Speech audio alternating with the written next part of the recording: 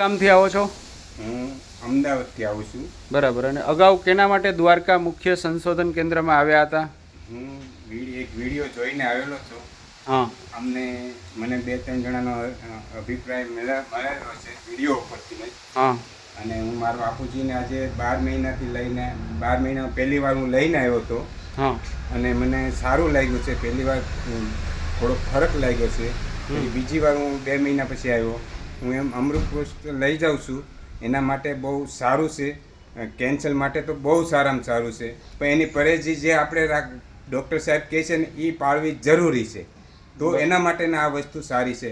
બાકી પરેજી ન રાખો તો નકામી છે. આપણે બાપુજીને તકલીફ શું હતી? આપણે બીજા સ્ટેપ ઉપર કેન્સર હતું. કયું કેન્સર હતું?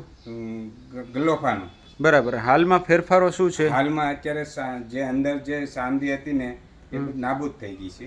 ખૂબ સરસ. દર્દીનું આખું નામ જણાવો.